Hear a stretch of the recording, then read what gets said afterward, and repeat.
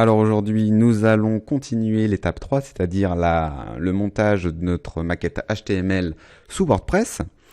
Donc dans un premier temps, je vais vous demander de télécharger WordPress, hein, vous pouvez le trouver sur Internet, et puis vous pouvez aussi le trouver en français. Donc une fois que vous l'avez téléchargé, vous le décompressez, et puis par exemple, vous le décompressez sur votre bureau dans un dossier nommé WordPress, comme vous le voyez sur la fenêtre de droite. Donc nous allons travailler en local pour des raisons pratiques. Vu qu'on est sur Mac, on va utiliser MAMP. Donc ça, vous pouvez aussi le télécharger. Hein. C'est un petit serveur, un logiciel qui nous permet de créer un serveur local. Vous tapez sur Google MAMP, M-A-M-P, et vous le téléchargez. Vous l'installez.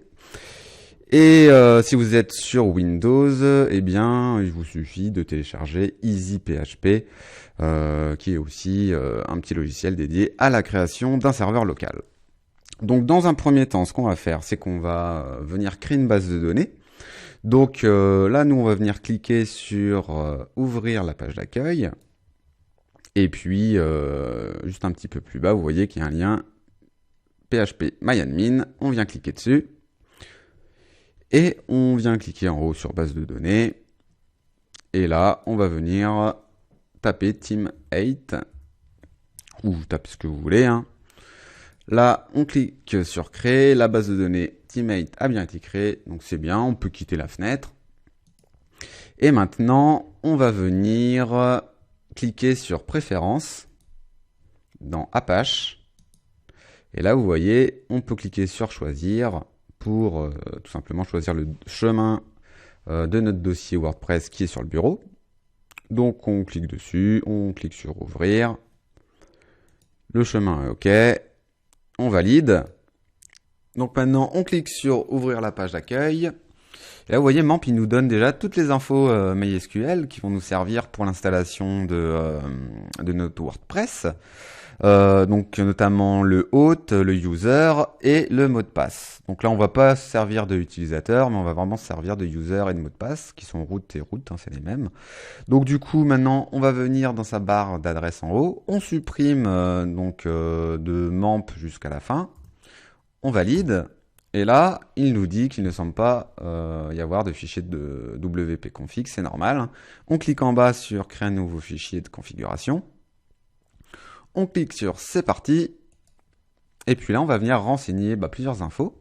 Donc notamment le nom de la base de données, qui est celle qu'on a rentrée dans phpMyAdmin. Donc on met Team8. En identifiant, vous vous rappelez, c'est root. MAMP nous l'a bien spécifié. Et en mot de passe, ça va être root aussi. L'adresse de la base de données, c'est localhost par défaut. Et le préfixe des tables, on va laisser wp underscore. Hein, c'est les valeurs par défaut, des préfixes par défaut. Donc là, normalement, c'est OK. On clique sur envoyer. Et voilà, c'est parfait. On a passé la première étape. On peut lancer l'installation. On clique sur lancer l'installation. Et là, on a un petit message de bienvenue. Donc là, on nous demande le titre du site. Donc pour l'instant, nous, on va marquer thème WordPress. Hein. Donc c'est le title, ça, qui va apparaître normalement dans les balises méta. Donc pour l'instant, on va pas voir ça maintenant. On essaie juste de remplir les informations pour finir l'installation, pardon. En identifiant, on va laisser admin. Hein. Pour l'instant, et puis en mot de passe, on va mettre Team8. Vous mettez ce que vous voulez. Voilà, une adresse de messagerie, donc vous mettez la vôtre. Hein. Moi, je vais mettre damien@team8.fr. Et surtout, on clique sur demander au moteur de recherche d'indexer ce site. Et on installe WordPress. Voilà, quel succès! On peut maintenant cliquer sur se connecter. Voilà. Donc maintenant, on va rentrer nos identifiants. Donc admin et mot de passe Team8. On clique sur se connecter. Et là, normalement, on va arriver à la console d'administration de WordPress. Donc là, on voit que tout c'est bien déroulé. On peut revenir quand même dans PHP-MyAdmin pour voir si toutes les tables se sont bien créées. Normalement, oui, il n'y aura pas de souci. On clique sur la base de données de Teammate et là on voit qu'on a bien toutes les tables, donc c'est parfait. Ce qu'on peut faire maintenant, c'est resupprimer dans la barre d'adresse memp jusqu'à la fin, revenir à l'index en fait, à la racine du site. Et là, on voit que notre thème WordPress s'est installé. C'est très moche, c'est normal. Maintenant, la plus grosse partie du boulot reste à faire. Donc, on va commencer dès maintenant. Alors maintenant, je vais vous montrer où sont installés les thèmes dans notre admin WordPress. Donc là, vous remarquez que lorsque vous êtes logué à la console d'administration, il y a une petite barre noire tout en haut du site qui apparaît, donc qui est très pratique. Ça nous permettra d'insérer des articles plus facilement, mais aussi d'avoir accès plus rapidement à notre console d'admin. Donc là, si on passe notre souris sur thème WordPress, il y a un petit menu déroulant qui apparaît. Et si on clique sur thème, eh bien, on voit là où sont rangés tous les thèmes. Donc là, on voit que le thème actuel par défaut, c'est le 2012. Mais on peut très bien descendre un peu plus bas et activer un autre thème. Voilà, il n'y aura pas de souci. Donc maintenant, ce que je vais vous montrer, c'est comment installer notre propre thème dans notre site internet. Donc là, on va revenir sur le bureau. Voilà, on se place dans le dossier WP Content, dans le dossier thème, et là on va venir créer un nouveau dossier. Donc on fait un clic droit, nouveau dossier, qu'on va nommer Design. On l'ouvre, et au sein même de ce dossier, on va encore créer un nouveau dossier qu'on va appeler Image. On met un S. Donc là, on va venir ajouter toutes les images qui sont présentes dans notre maquette HTML. Donc on peut se replacer sur le bureau, dans notre dossier HTML, dans notre dossier image, on sélectionne tout. On peut faire copier les 33 éléments. On se replace dans notre dossier design, dans notre dossier image, et on vient tout coller. Voilà. Donc maintenant, on va venir créer un petit screenshot pour notre thème, parce que là, si on revient sur notre admin, vous voyez que à gauche de la description, on a une image, un screenshot par défaut. Donc on va venir créer notre propre screenshot. Donc là, une petite astuce, on va faire un clic droit sur l'image, n'importe quelle image, et on fait copier l'image. Si on a Photoshop, c'est mieux, parce que là, du coup, on peut ouvrir Photoshop et faire un fichier nouveau. Donc, soit un CTRL-N ou un commande N, ou on clique sur fichier nouveau. Et là, vous voyez, par défaut, on a les valeurs les dimensions d'image se sont copiées dans le presse-papier. Donc là, il nous sort les bonnes dimensions. Donc, à savoir la largeur 600 et la hauteur 450. On fait OK. Voilà. Donc là, on va pas se prendre la tête. Ce qu'on va faire, on va revenir dans notre dossier HTML. On va ouvrir l'index, par exemple, .html. Et là, on va venir faire une capture d'écran. Donc, on fait commande majuscule 3 sous Mac. Voilà. On a le petit clic de l'appareil photo. On rouvre... pardon, il y a beaucoup de fenêtres. On vient rouvrir notre image. On fait un clic droit, ouvrir avec Photoshop. Et là, on fait un CTRL ou un commande A, commande C. On retourne sur notre nouveau document et on fait un commande V pour coller.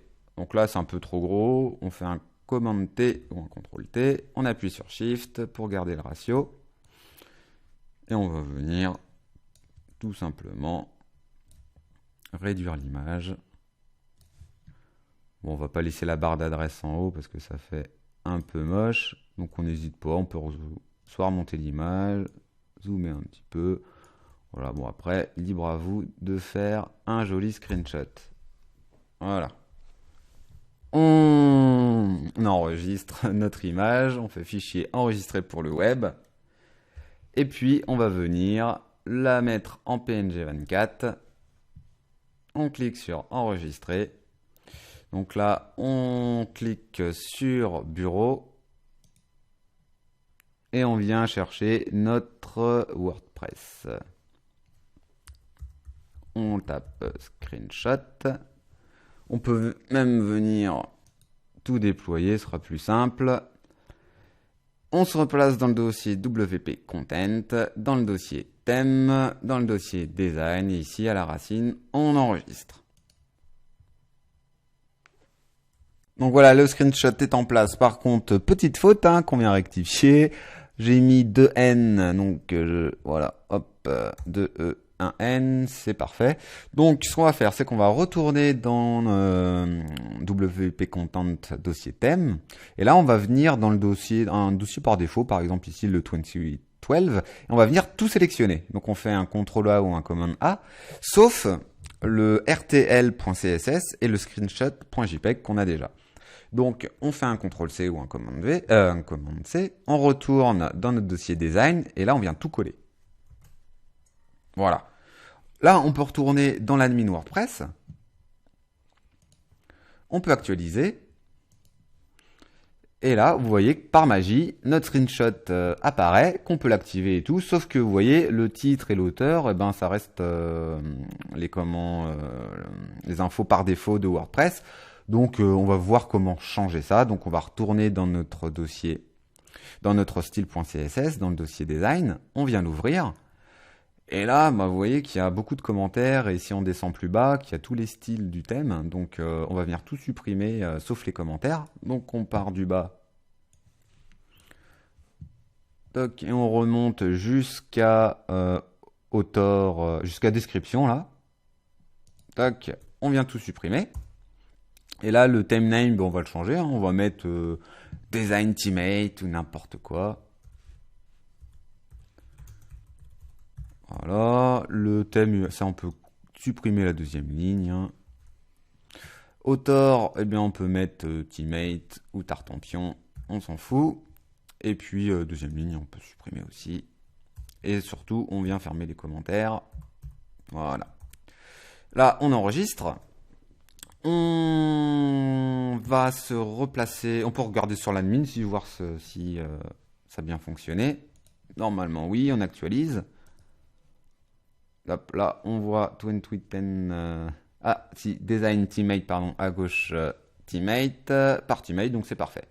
Donc là, on va se replacer maintenant dans le dossier HTML donc de notre maquette. On va venir ouvrir le dossier style, et là on va venir ouvrir le dossier style.css. Donc ça, vous vous rappelez, c'est tous nos CSS qui nous ont permis de créer notre maquette HTML. Donc là on copie tout, on fait CTRL A, CTRL C pour copier. On retourne sur notre onglet style CSS qui se trouve dans le dossier donc design. On colle tout, on enregistre, on retourne dans le dossier HTML. Voilà, et là vous voyez, on a deux feuilles de style qu'on vient sélectionner, les BG Full Screen et Responsive. On copie, et là on va venir les coller à la racine de notre dossier design, de notre thème design. On les colle, et on va faire pareil avec les JavaScript. Donc on retourne dans le dossier HTML, dans le dossier JS, on vient tout sélectionner. On copie, et là il y a un petit dossier qui est par défaut JS dans le dossier design, et on vient tout coller dedans. Voilà. Là on peut revenir maintenant sur l'admin, on peut actualiser quand même, normalement rien ne va se passer, c'est normal, et là on va venir activer la version. Donc on clique sur activer, voilà, donc là nouveau thème activé, Teammate, donc tout est bon.